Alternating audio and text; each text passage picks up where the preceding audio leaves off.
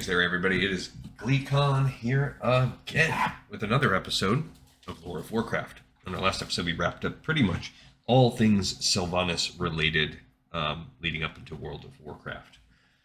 We do still have the last two, technically 4 levels left to play in the regular campaign of the Frozen Throne. And that's concerned with Arthas' push through that underground kingdom of Ahn'kahet, or where it is, Azul Nerub, and into the final battle against Illidan, where he will become the Lich King.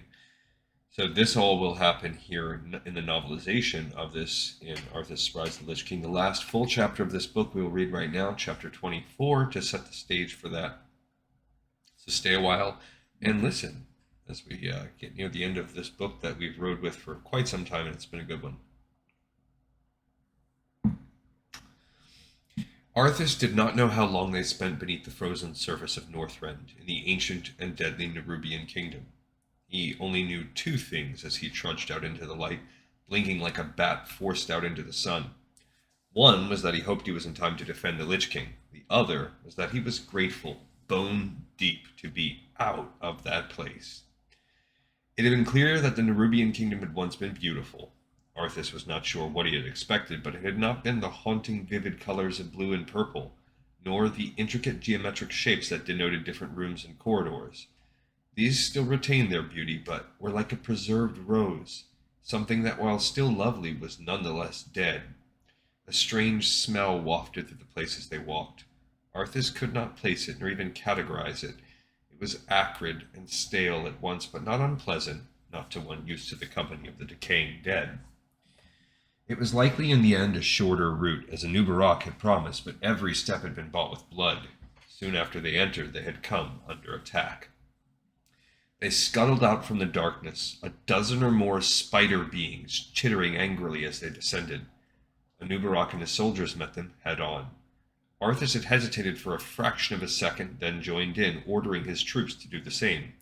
The vast caverns were filled with the shrieking and chittering of the Nerubians, the guttural groans of the undead, and the agonized cries of the living necromancers as the Nerubians attacked with gobbets of poison.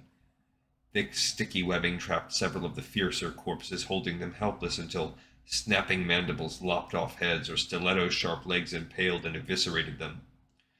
Anub'arak was a nightmare incarnate. He uttered a dreadful, hollow sound in his guttural native language and fell upon his former subjects with devastating consequence. His legs, each working separately, grabbed and impaled his hapless victims.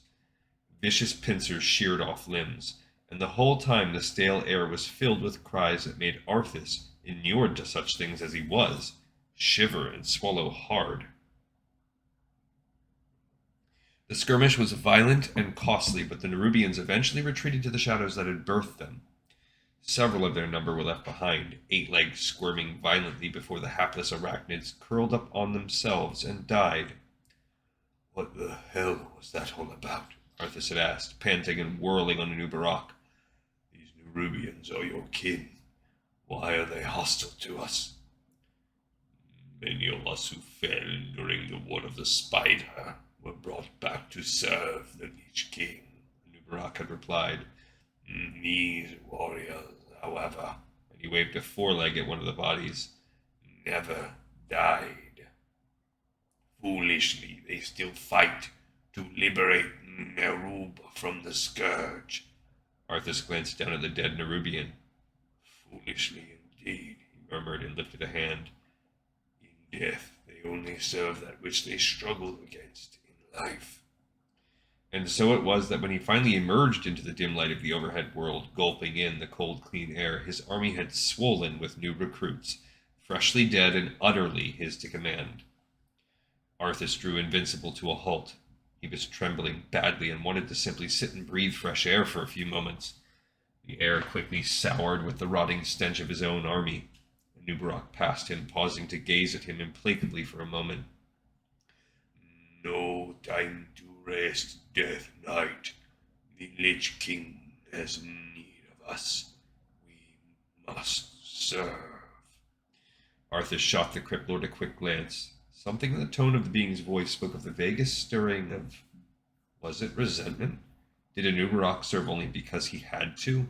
Would he turn on the Lich King if he was able to do so? And more to the point, would he turn on Arthas?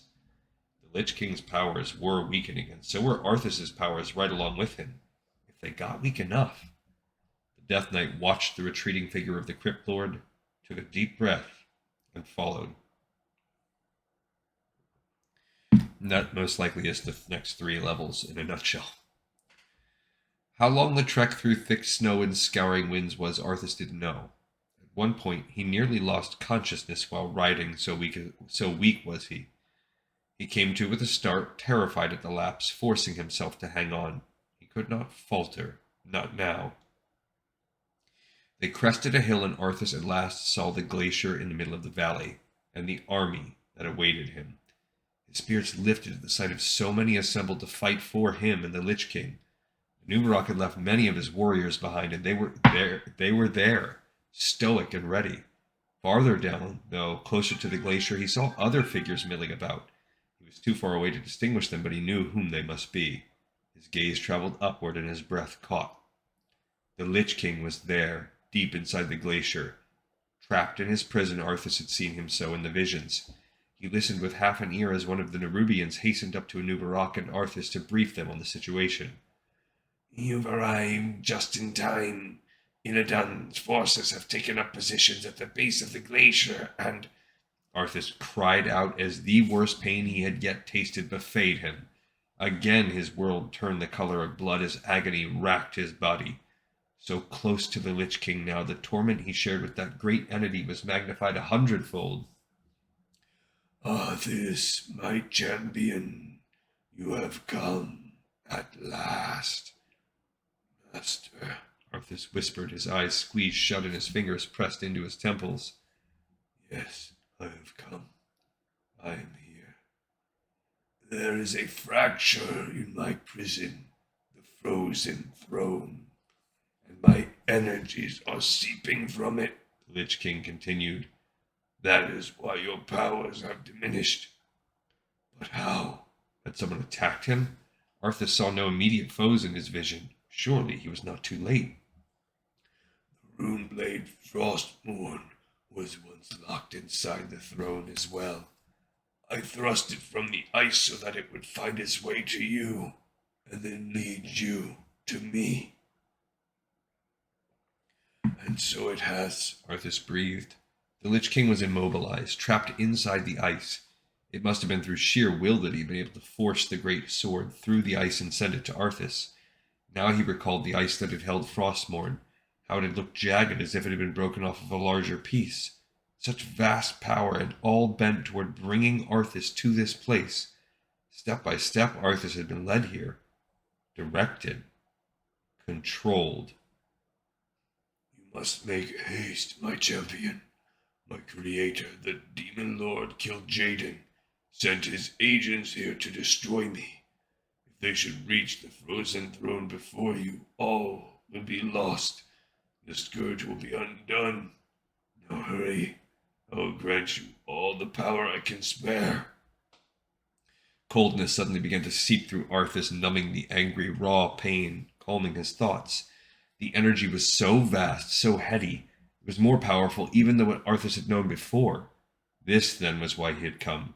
To drink deep of this icy draught, to take the cold strength of the Lich King into himself.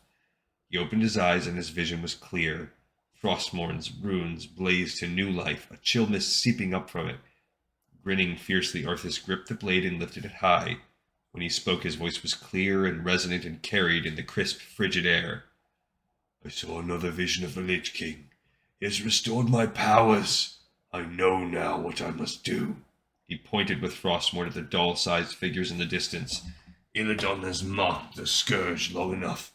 He is attempting to gain entry to the Lich King's throne chamber. He will fail. It's time we put the fear of death back in him. Time to end the game, once and for all." The literal video game. With a fierce, challenging cry, he swung Frostmourne over his head. It sang out, hungry for more souls. "For the Lich King!" Arthas cried and charged down to meet his enemies. He felt like a god as he swung Frostmourne with almost careless ease. Each soul it took only strengthened him. Let the arrows of the blood elves shower upon them like the snow. They fell like wheat before the scythe. At one point Arthas glanced over the battlefield. Where was the one he had to slay? He saw no sign of Illidan yet. Was it possible he had already gained entrance into the... Arthas! Arthas, turn and fight me, damn you! The voice was clear and pure and full of hatred, and Arthas turned. The elven prince was but a few yards away, his red and gold bright as blood against the unforgiving whiteness of the snow upon which they fought. He was tall and proud, his staff planted in the snow before him, his eyes fixed on Arthas. Magic crackled around him. You will go no farther, butcher! A muscle twitched near Arthas's eye. So Sylvanas had called him too.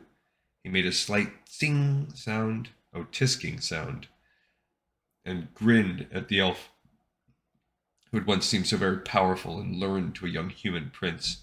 His mind went back to the moment when Kael had surprised Arthas and Jaina in a kiss. The boy that Arthas had been then had known himself outmatched by the older, much more powerful mage. Arthas was no longer a boy. After you disappeared in so cowardly a fashion at our last confrontation, I admit I'm surprised to see you show your face again, Kael. Don't be upset that I stole Jaina from you. You should let that go and move on. After all, so much left in this world for you to enjoy. Oh, wait. No, there isn't. Damn you to hell, Arthas Menethil! Kael'thas snarled, trembling with outrage. You've taken everything I ever cared for. Vengeance is all I have left. He wasted no more time in venting his anger, but instead lifted the staff. The crystal affixed to its tip glowed brightly, and a ball of fire crackled in his free hand. A heartbeat later it had soared toward Arthas. Shards of ice rained down upon the Death Knight. Kael'thas was a master mage, and much faster than anyone Arthas had ever encountered. He barely got Frostmourne up in time to deflect the surging, fiery globe. The frost shards, however, were ease itself. He swung the great rune blade over his head, and it called to its blade the shards of ice like iron shavings to a magnet. Grinning, Arthas whirled the sword over his head, directing the pieces of ice back to their sender. He'd been taken by surprise by Kael'thas' speed, but he would not make that mistake again. You might want to think twice about attacking me with ice, Kael, he said, laughing.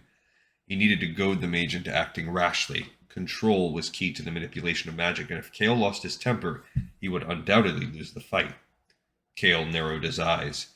Thanks for the advice, he growled. Arthas tightened up on the reins, preparing to ride down his adversary, but at that instant the snow beneath him glowed bright orange for a moment, and then became water. Invincible suddenly dropped 2 feet, and his hooves slipped on the slick ground. Arthas leaped off and sent the beast cantering away, gripping Frostmourne with renewed determination in his right hand. He extended his left. A dark ball of swirling green energy formed in his flattened palm and sped toward Kael like an arrow shot from a bow. The mage moved to counter, but the attack was too swift. His face went a shade paler, and he stumbled back, his hand going to his heart. Arthas grinned as some of the mage's life energy flooded him. I took your woman, he said, continuing to try to anger the mage, although he knew, and probably Kael knew, that Jaina had never belonged to the elf. I held her in my arms at night. She tasted sweet when I kissed her, Kael. She loathes you now, Kael'thas replied. You sicken and disgust her, Arthas. Anything she felt for you has since turned to hatred. Arthas's chest contracted oddly. He realized he had not thought about how Jaina regarded him now. He had always done his best to thrust all thoughts of her away when they drifted into his mind. Was it true? Did Jaina really? An enormous crackling ball of fire exploded against his chest, and Arthas cried out as he was forced backward by the blow. Flame licked at him for precious seconds before he recovered his wits sufficiently to counter the spell. The armor had largely protected him, although its heat against his skin was agonizing, but he was aghast that he had been so taken by surprise. A second ball of fire came, but this time he was ready, meeting the fiery blast with his own deadly ice. I destroyed your homeland, fouled your precious son well, and I killed your father. Frostmourne sucked the soul right out of him, Kael. It's gone forever. You're good at killing noble elderly men, sneered Kael'thas. The jab was unexpectedly painful. At least you faced my father on the battlefield. What of your own, Arthas Menethil? How brave of you to cut down a defenseless parent opening his arms to embrace his... Arthas charged, closing the distance between them in a few strides, and brought Frostmourne down. Kael'thas parried with his staff. For a second the stave held, then it broke beneath Frostmourne's onslaught. But the delay had bought Kael sufficient time to unsheath a glittering, gleaming weapon, a rune blade that seemed to glow red in contrast to Frostmourne's cold, icy blue. The blades clashed. Both men pressed down, straining with effort, each one's blade holding off the other as the seconds ticked by. Kael'thas grinned as their eyes met. You recognize this blade, do you not? Arthas did. He knew the sword's name and its lineage. Flame Strike, Felomilorn, once wielded by Kael'thas' ancestor, Dathramar's Sunstrider, the founder of the dynasty. The sword was almost unspeakably old. It had seen the war of the ancients, the birth of the highborn. Arthas returned the smirk. Flame Strike would have another significant event to bear witness to. It would now see the end of the last Sunstrider. Oh, I do. I saw it snap in two beneath Frostmourne an instant before I slew your father. Arthas was physically stronger, and the energy of the Lich King surged through him. With a ragged grunt, he shoved Kael'thas backward, thinking to knock him off balance.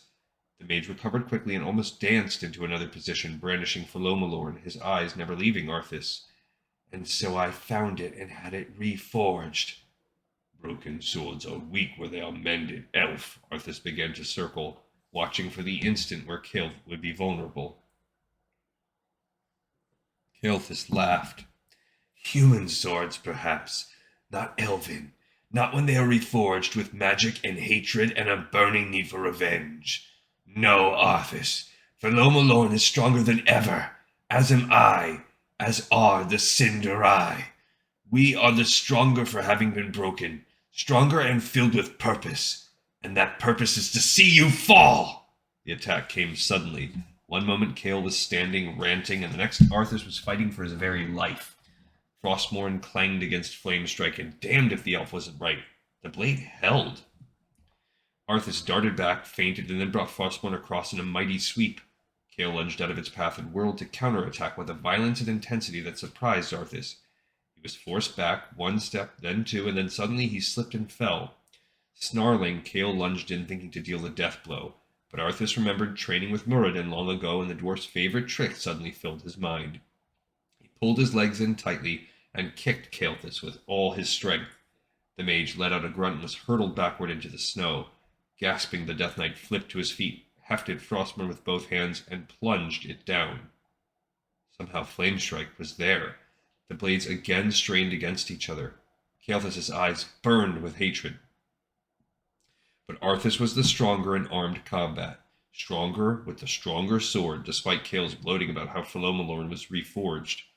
Slowly, inexorably, as Arthas knew must happen, Frostmourne descended toward Kael'thas' bare throat. She hates you, Kael whispered. Arthas cried out, fury blurring his vision for a moment, and shoved down with all his strength into the snow and frozen earth. Kael'thas was gone. Coward! Arthas cried, although he knew the prince would not hear him. The bastard had again teleported away at the last second. Fury raged in him, threatening to cloud his judgment, and he pushed it aside. He'd been foolish to let Kael'thas rile him so. Curse you, Jaina. Even now you haunt me. Invincible to me, he cried, and realized his voice was shaking. Kael'thas was not dead, but he was out of the way, and that was all that mattered. He wheeled the head of his skeletal horse around and charged again toward the fray and the throne chamber of his master. He moved through the milling crowd of enemies as if they were so many insects. As they fell, he reanimated them and sent them against their fellows. The tide of the undead was unstoppable and implacable. The snow around the base of the spire was churned up and drenched with blood. Arthas looked about him, at the last few knots of fighting going on. Blood elves, but no sign of their master. Where was Illidan? A flurry of quick motion caught his eye, and he turned. He growled beneath his breath. Another dreadlord. This one's back was toward him, black wings outstretched, cloven hooves melting into the snow. Arthas lifted Frostmourne. I've defeated your kind before, Dreadlord, he snarled. Turn and face me if you dare, or flee into the nether like the coward you demons are. The figure turned slowly. Massive horns crowned its head, its lips curved back in a smile, and over its eyes was a ragged black blindfold. 2 green glowing spots appeared where eyes should have been. Hello, Arthas. Deep and sinister, the voice had changed, but not as much as the Kaldorai's body. It was still the same pale lavender hue, etched with the same tattoos and scarifications, but the legs, the wings, the horns. Arthas immediately understood what must have happened. So that was why Illidan had become so powerful. You look different, Illidan. I guess the Skull of Gul'dan didn't agree with you. Illidan threw back his horned head. Dark, rich laughter rumbled from him. On the contrary, I have never felt better. In a way, I suppose I should thank you for my present state, Arthas. Show your appreciation by stepping out of the way, then. Arthas's voice was suddenly cold, and there was no trace of humor in it. The frozen throne is mine, demon. Step aside. Leave this world and never return. If you do, I'll be waiting. We both have our masters, boy. Mine demands the destruction of the frozen throne. It would seem we are at odds, Illidan replied, and lifted the weapon Arthas had fought once before. His powerful hands with their sharp black nails closed on the weapon's center, and he whirled it with grace and a deceptive casualness. Arthas knew a ripple of uncertainty at the display. He had just finished a fight with Kael'thas, and while he would have been the victor had not the elf, coward that he was, teleported out at the last instant, he had been taxed by the battle. There was no hint of weariness in Illidan's bearing. Illidan's smile grew as he noticed his enemy's discomfiture. He allowed himself a moment more of uncannily masterful handling of the unusual demonic weapon, then struck a position, settling in, preparing for combat. It must be done. Troops are either in pieces or part of my army.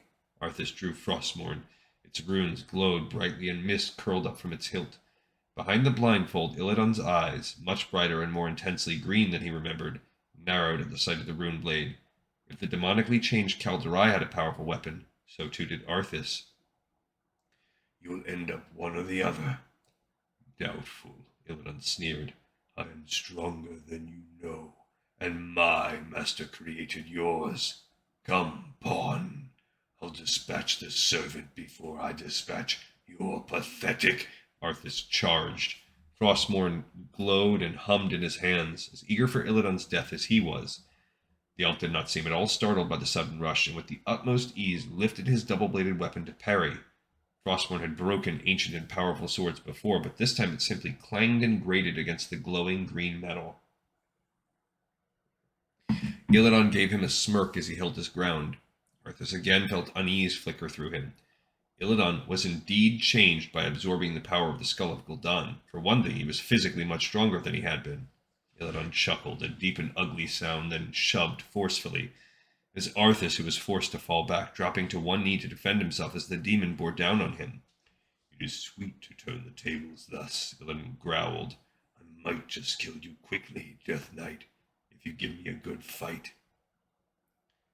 Arthas didn't waste breath on insults. He gritted his teeth and concentrated on battling back the blows that were being rained upon him.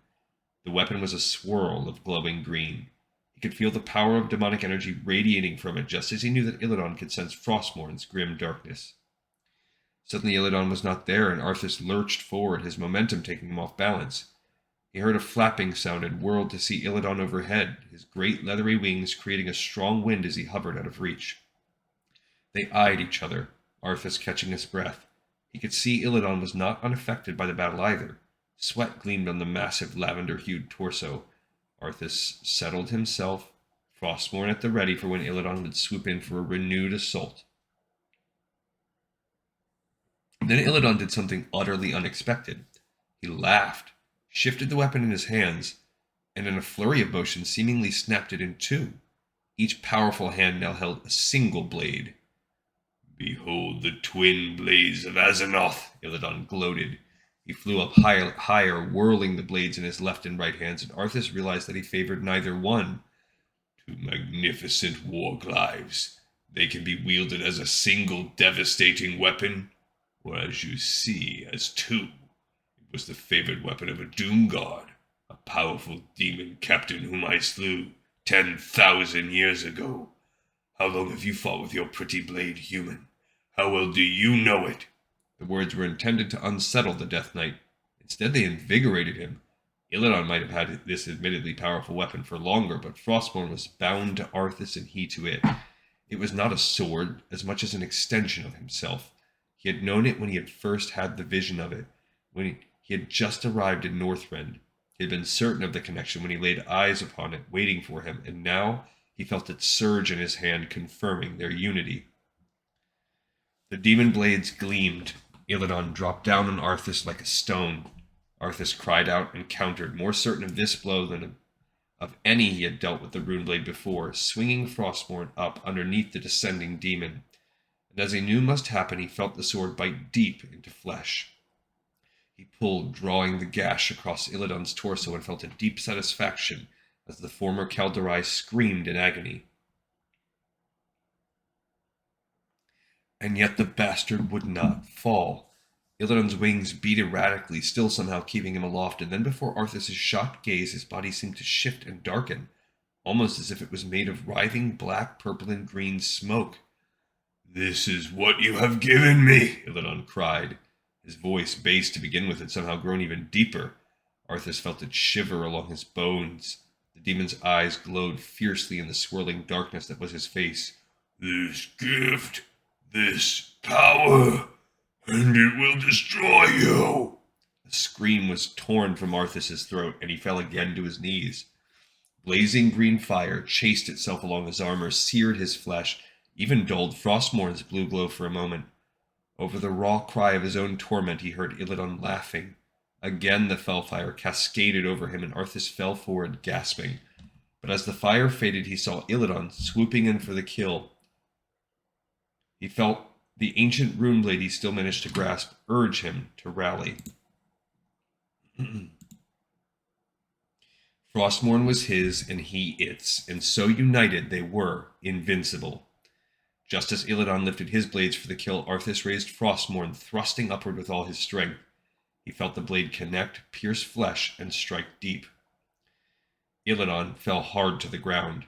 Blood gushed from his bare torso, melting the snow around it with a slow hissing sound. His chest rose and fell in gasps. His vaunted twin blades were of no use now. One had been knocked from his grasp, the other lay in a hand that could not even curl around its hilt. Arthas got to his feet, his body still tingling with the remnants of the fell fire Illidan had hurled at him. He stared at him for a long moment, branding the sight into his mind. He thought about dealing the killing blow, but decided to let the merciless cold of the place do it for him. A greater need burned in him now, and he turned, lifting his eyes to the spire that towered above him.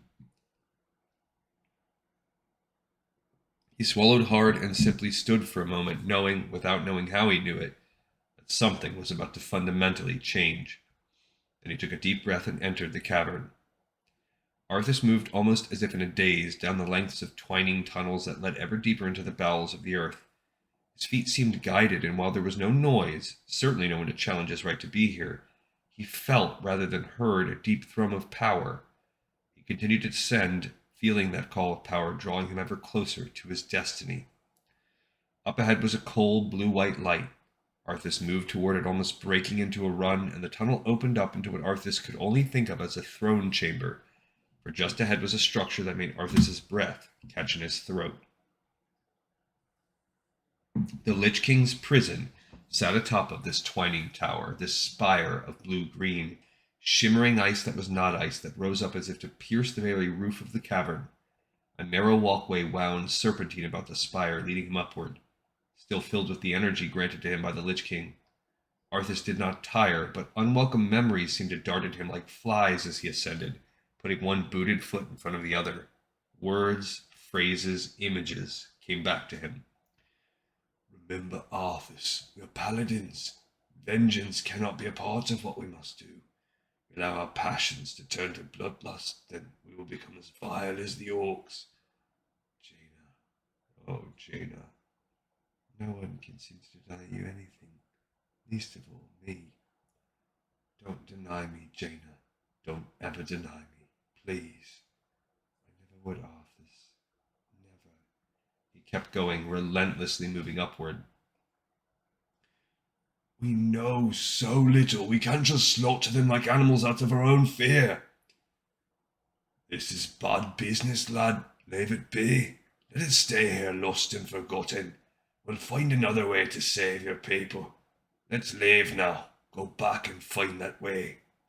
One foot followed the other, upward, ever upward. An image of black wings brushed his memory. I will leave you one final prediction. Just remember, the harder you strive to slay your enemies, the faster you'll deliver your people into their hands. Oh, that was supposed to be Medivh, actually. Even as these memories tugged at him, clutching at his heart, there was one image, one voice that was stronger and more compelling than all the others, whispering, encouraging him. Closer you draw, my champion. My moment of freedom comes, and with it, your ascension to true power. Upward he climbed, his gaze ever on the peak, on the huge chunk of deep blue ice that imprisoned the one who had first set Arthas's feet on this path. Closer it drew until Arthas came to a halt a few feet away. For a long moment he regarded the figure trapped within, imperfectly glimpsed. Mist rolled off the huge chunk of ice, further obscuring the image. Frostmourne glowed in his hand. From deep inside, Arthas saw the barest hint of an answering flare of 2 points of glowing blue light. Return the blade! Came the deep, rasping voice in Arthas's mind, almost unbearably loud. Complete the circle! Release me from this prison! Arthas took a step forward, then another, lifting Frostmourne as he moved until he was running. This was the moment it had all been leading to. Without realizing it, a roar built in his throat and tore free as he swung the blade down with all of his strength. A massive cracking resounded through the chamber as Frostmourne slammed down. The ice shattered, huge chunks flying in every direction. Arthas lifted his arms to shield himself, but the shards flew past harmlessly. Pieces fell from the imprisoned body, and the Lich King cried out, lifting his armored arms to the sky. More groaning, cracking sounds came from the cavern and from the being himself, so loud that Arthas winced and covered his ears. It was as if the very world was tearing itself apart. Suddenly the armored figure that was the Lich King seemed to shatter as his prison did, falling apart before Arthas's stunned gaze. There was nothing. No one inside. Only the armor, icy black, clattering to lie in pieces. The helm, empty of its owner's head, slid to a halt to lie at Arthas's feet. He stared down at it for a long moment, a deep shiver passing through him. All this time he had been chasing a ghost. Had the Lich King ever really been here? If not, who had thrust Frostmourne from the ice? Who had demanded to be freed? Was he, Arthas Menethil, supposed to have been the one encased in the frozen throne all along? Had this ghost he'd been chasing been himself? Questions that would likely never have answers, but one thing was clear to him. As Frostmourne had been for him, so was the armor. Gauntleted fingers closed over the spiked helm, and he lifted it slowly, reverently, and then closing his eyes, he lowered it onto his white head. He was suddenly galvanized, his body tensing as he felt the essence of the Lich King enter him. It pierced his heart, stopped his breath, shivered along his veins, icy, powerful, crashing through him like a tidal wave. His eyes were closed, but he saw so much. All that Ner'zhul, the orc shaman, had known, all he had seen, had done. For a moment, Arthas feared he would be overwhelmed by it all, that in the end the Lich King had tricked him into coming here so that he could place his essence in a fresh new body. He braced himself for a battle for control, with his body as the prize. But there was no struggle, only a blending, a melding. All around him the cavern continued to collapse. Arthas was only barely aware of it. His eyes darted rapidly back and forth beneath his closed lids. His lips moved. He spoke. They spoke. Now, we are one. All right, so he has officially risen as the Lich King. He's the Lich King now. Okay, we got another episode in the pipe, 5x5. We'll wrap this story up in the epilogue on the next episode. But thank you everyone so much for watching and for listening. We'll marinate on that one for a little bit. See you next time on Lore of Warcraft.